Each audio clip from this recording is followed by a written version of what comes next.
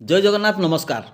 आसतु नजर पकड़ा आज टॉप न्यूज अपडेट कौन सब रही किंतु ता पूर्व आपण मानक गोटे अनुरोध भिडियोटी संपूर्ण देखि सुचिंतित मतामत दिंतु। जो मैंने चैनल को प्रथम कर सब्सक्राइब करूँ एवं आसुवा बेल आइकन को प्रेस करूँ जहाँफल प्रत्येक नूतन भिडियोर नोटिफिकेशन आप सर्वप्रथम पाइपर। तेज आसतु नजर पकड़ा आज प्रमुख खबर गुड़िक।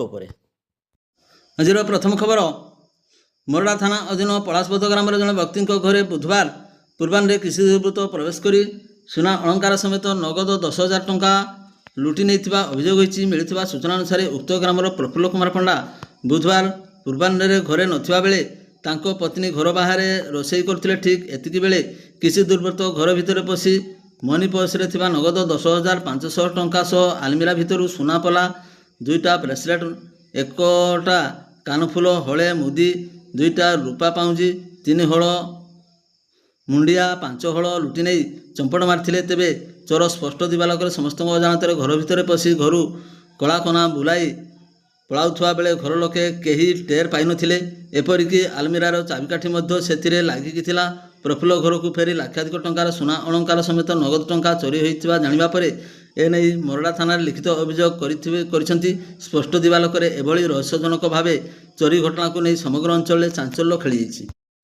परवर्ती खबर जशपुर थाना अंतर्गत निउंती ग्राम पंचायतर कोदाली धुआ ग्रामर बासिंदा बेलुन तिरिया बयस 33 वर्ष नामक जड़े दादन श्रमिक कर्णाटकर बेंगालुरु में मृत्यु घटी।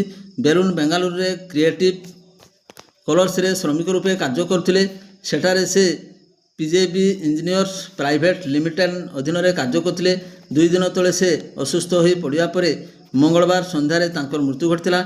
ए संपर्क में जंगल परिवेश और जलवायु परिवर्तन एवं श्रम कर्मचारी राज्य बीमा मंत्री गणेशराम सिंह खुंटिया अवगत होगापर तांकर मर शरीर को पैतृक ग्राम कदली धुआ को आने को प्रशासन तरफ व्यवस्था कराई।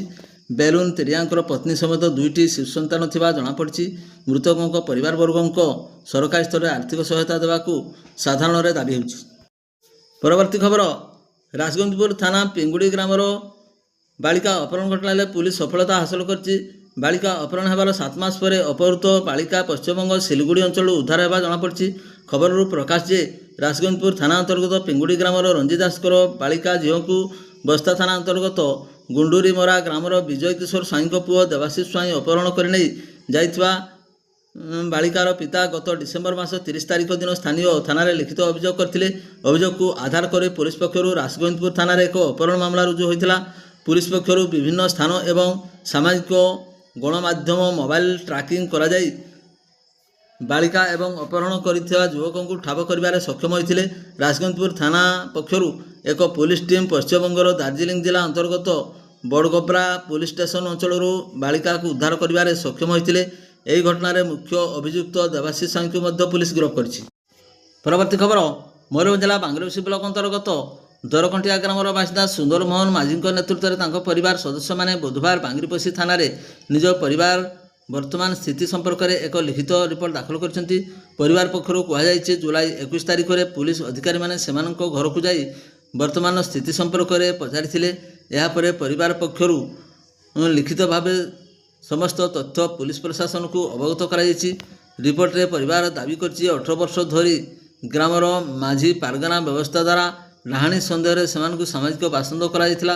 फल विभिन्न सामाजिक अधिकार वंचित होई अनेक प्रकार हैरान एवं शोषणर सम्मुखीन होइथिबा कथा से उल्लेख करछंती। न्याय सुरक्षा और सहयोग दाबी से उच्च न्यायालय रिट आवेदन करिथिबा एवं परवर्ती समय प्रशासन सहयोग सुधिक्रिया कार्यक्रम शांतिपूर्ण भाव संपन्न होइथिबा कथा मध्य दर्शाइछंती। परिवार कहवा अनुसार वर्तमान से ग्रामर रास्ताघाट पोखरी हाट बजार निज जमी चाष कार्य करिबारे कौनसी बाधार सम्मुखीन हेउनाहांती शांति रे बसवास करुछंती। मझिरे मझिरे सेमानक विरोध में अपमानजनक भाषा व्यवहार हेउथबा सह ग्रामर धार्मिक पूजा रे आज पर्यंत सामिल होई पारुनथबा अभियोग मध्य करछंती। या सह परिवार पक्षर अभियोग कराइछि डाहाणी दशारप समाज रे 5 लाख टंका 3 थर सुधिक्रिया न करिबा घटना रे 50,000 टंका एवं 5 एकर जमी धान काटिबाकू नदेवा घटना रे 5 लाख टंका क्षतिपूरण एपर्यंत पाई नांती। एही समस्त ମାମଲାର ନ୍ୟାୟ ପ୍ରଦାନ ଦାବିକୁ ସେମାନେ ପ୍ରଶାସନ ନିକଟରେ ଦାବି ଜଣାଇଛନ୍ତି। ପରବର୍ତ୍ତୀ ଖବର, ରାଜଗୋବିନ୍ଦପୁର ରେଞ୍ଜ ଅଞ୍ଚଳରେ ଥମିବାର ନାମ ନେଉନି ଜଙ୍ଗଲୀ ହାତୀଙ୍କ ଉପଦ୍ରବ। ଜଙ୍ଗଲୀ ହାତୀ ଆକ୍ରମଣରେ ପୁଣି ଏକ ନିରୀହ ଜୀବନ ଚାଲିଯାଇଛି। ରାଜଗୋବିନ୍ଦପୁର ବ୍ଲକ ନଳଗଜା ପଞ୍ଚାୟତ ଅନ୍ତର୍ଗତ ପଡ଼ା ଗ୍ରାମର କାଳିଆ ହେମ୍ରମ 50 ବର୍ଷ ନାମକ ଜଣେ ଦିନ ମଜୁରିଆ ଜଙ୍ଗଲ ହାତୀ ଆକ୍ରମଣରେ ଶିକାର ହୋଇ ପ୍ରାଣ ହରାଇଛନ୍ତି। ସୂଚନା ଅନୁସାରେ କାଳିଆ ହେମ୍ରମ ଚାଷ କାମ ସାରି ବୁଧବାର ସକାଳ ସମୟରେ ପାଇଁ ଅମରଦା ଅଞ୍ଚଳକୁ ଯାଇଥିଲେ।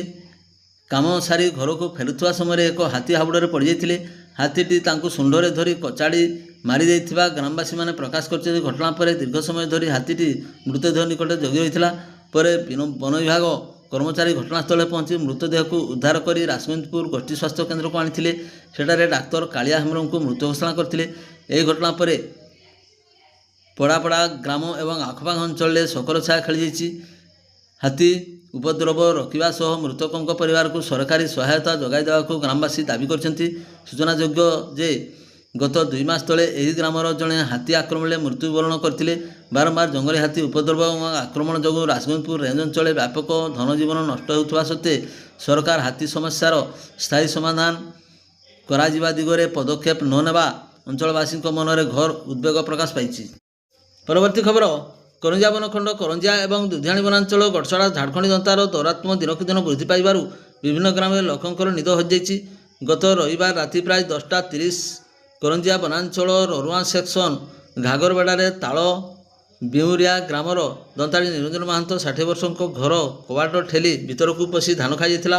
ଉକ୍ତ ଘରେ ଶୋଇଥିବା ନିରଞ୍ଜନ ପାଖରେ ଥିବା ଧାନ ବସ୍ତା ପଛରେ ଲୁଚି ନିଜର ଜୀବନ ବଞ୍ଚାଇଥିଲେ। ଧାନ ଖାଇ ମୁଖ୍ୟ କବାଟ ଭାଙ୍ଗି ବାହାରକୁ ବାହାରିବା ପରେ ଗ୍ରାମବାସୀ ତାଙ୍କୁ ମଶାଲ ଦ୍ୱାରା ଘଉଡ଼ାଇଥିଲେ। ନିଶ୍ଚିତ ମୃତ୍ୟୁରୁ ବୃଦ୍ଧ ଉଦ୍ଧାର ପାଇଥିବା ବେଳେ ମଶାଲ ଦ୍ୱାରା ଦନ୍ତାକୁ ଗ୍ରାମରୁ ତୋଳି ଦିଆଯାଇଥିଲା। ଗ୍ରାମବାସୀଙ୍କ ମଧ୍ୟରେ ତୀବ୍ର ଅସନ୍ତୋଷ ପ୍ରକାଶ ପାଇଥିଲା।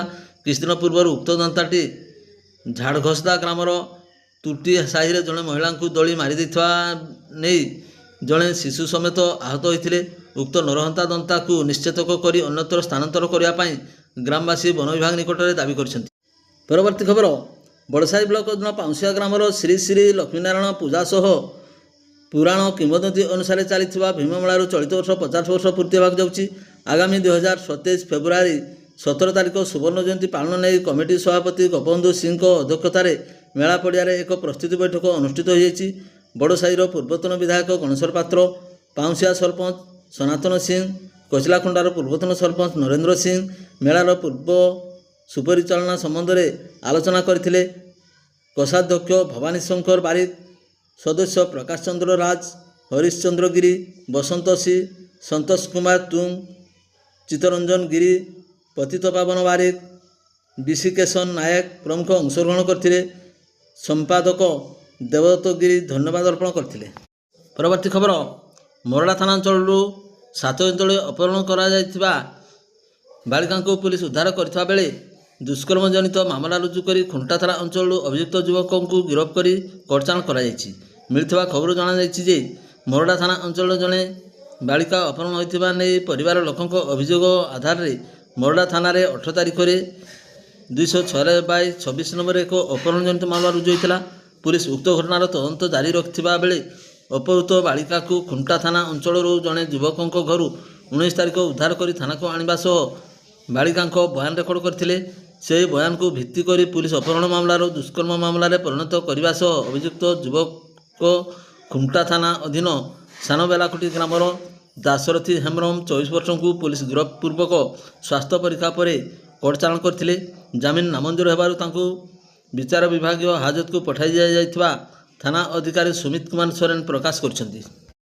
ପରବର୍ତ୍ତୀ ଖବର, ରାଜ୍ୟ ସରକାରଙ୍କ ଉଚ୍ଚ ଶିକ୍ଷା ବିଭାଗ କମିଶନ ତଥା ସଚିବ ଅରବିନ୍ଦ ଅଗ୍ରୱାଲ ମୟୂରଭଞ୍ଜ ଜିଲ୍ଲାର ଭୋଟର ତାଲିକା ପର୍ଯ୍ୟବେକ୍ଷକ ଭାବେ ମୟୂରଭଞ୍ଜ ଜିଲ୍ଲା ଗସ୍ତରେ ଆସି ସ୍ଥାନୀୟ ଜିଲ୍ଲାପାଳଙ୍କ କାର୍ଯ୍ୟାଳୟସ୍ଥିତ ମହାତ୍ମା ଗାନ୍ଧୀ ସମ୍ମିଳନୀ କକ୍ଷରେ ଆୟୋଜିତ ବୈଠକରେ ସ୍ୱତନ୍ତ୍ର ସଘନ ସଂଶୋଧନ 2026 କାର୍ଯ୍ୟକ୍ରମରେ ଅଗ୍ରଗତି ସମୀକ୍ଷା କରିଛନ୍ତି। ବୈଠକରେ SIR 2026ର ବିଭିନ୍ନ ପର୍ଯ୍ୟାୟର କାର୍ଯ୍ୟରତ ଅଗ୍ରଗତିର ବିସ୍ତୃତ ସମୀକ୍ଷା କରାଯାଇ ଏହାକୁ ସଠିକ୍ ସମୟରେ ସ୍ୱଚ୍ଛ ଏବଂ ନିର୍ଭୁଲ ଭାବେ ସମ୍ପନ୍ନ କରିବା ଉପରେ ମଧ୍ୟ ଗୁରୁତ୍ୱାରୋପ କରିଛନ୍ତି। ପର୍ଯ୍ୟବେକ୍ଷକ ଶ୍ରୀ ଅଗ୍ରୱାଲ କୌଣସି ଯୋଗ୍ୟ ଭୋଟର ଯେପରି ଭୋଟର ତାଲିକାରୁ ବାଦ୍ ନ ପଡ଼ନ୍ତି ସେଥିପ୍ରତି ବିଶେଷ ଗୁରୁତ୍ୱ ଆରୋପ କରିଛନ୍ତି। ନୋଟିସ୍ ଜାରି ଶୁଣାଣି ପ୍ରକ୍ରିୟାକୁ ତଦନ୍ତ ସତର୍କତା ସ୍ୱଚ୍ଛତା ଏବଂ ଭାରତ ନିର୍ବାଚନ ଆୟୋଗଙ୍କ ନିର୍ଦ୍ଦେଶାବଳୀ ଅନୁଯାୟୀ ସମ୍ପାଦନ କରିବାକୁ ସମସ୍ତ ନିର୍ବାଚନ ପଞ୍ଜୀକରଣ ଅଧିକାରୀଙ୍କୁ ମଧ୍ୟ ସେ ନିର୍ଦ୍ଦେଶ ଦେଇଛନ୍ତି। ତତ୍ସହିତ ସଂଶୋଧିତ ଭୋଟର ତାଲିକା ଯେପରି ସଠିକ୍ ନିର୍ଭୁଲ ଏବଂ ସର୍ବସମାବେଶୀ ହୁଏ ସେଥିପାଇଁ ସମସ୍ତ ଅଧିକାରୀଙ୍କୁ ସମନ୍ୱିତ ଭାବେ କାର୍ଯ୍ୟ କରିବାକୁ ପରାମର୍ଶ ଦେଇଛନ୍ତି। ପରବର୍ତ୍ତୀ ଖବର, ବାରିପଦା ସହର ବହୁ ପ୍ରାଚୀନ ବାଣ୍ଠିଆ ଜଗନ୍ନାଥ ମନ୍ଦିରର ମହାପ୍ରଭୁ ଶ୍ରୀ ଜଗନ୍ନାଥଙ୍କ ସମେତ ତିନି ଠାକୁର ସ୍ଥାନୀୟ ସଂସ୍କୃତ ମହାବିଦ୍ୟାଳୟରେ ପରିସରରେ ଥିବା ଅସ୍ଥାୟୀ ମାଉସୀମା ମନ୍ଦିରରେ ଅବସ୍ଥାନ କରୁଛନ୍ତି। ବୁଧବାର ବାଣ୍ଠିଆ ଜଗନ୍ନାଥ ମନ୍ଦିର ସମେତ ତିନି ଠାକୁରଙ୍କର ଆକର୍ଷଣୀୟ ପଦ୍ମବେଶରେ ଦର୍ଶନ ଦେଇଛନ୍ତି। 23 ତାରିଖ ବୁଧବାର ରାଜେଶ୍ୱରୀ ବେଶ ଏବଂ 24 ତାରିଖ ଶୁକ୍ରବାର ଦ୍ୱାରିକାରେ ବେଶ ଦର୍ଶନ ଦେବେ। 26 ତାରିଖରେ ରବିବାର ପୂର୍ବାହ୍ନେ 9ଟାରୁ 11ଟା ମଧ୍ୟରେ ବାଣ୍ଠିଆ ଜଗନ୍ନାଥ ରଥଟଣା ଅନୁଯାୟୀ ମୁଖ୍ୟତଃ ସ୍କୁଲ ପିଲାମାନଙ୍କ ଦ୍ୱାରା ଟଣାଯାଉଥିବା ବେଳେ ଅନ୍ୟ ଏକ ଦୌଡ଼ି ମହିଳାଙ୍କ ଦ୍ୱାରା ଟଣାଯାଇଯିବ। ଭିଡ଼ିଓଟିକୁ ଶେଷ ପର୍ଯ୍ୟନ୍ତ ଦେଖିଥିବାରୁ ଆପଣଙ୍କୁ ଅଶେଷ ଅଶେଷ ଧନ୍ୟବାଦ।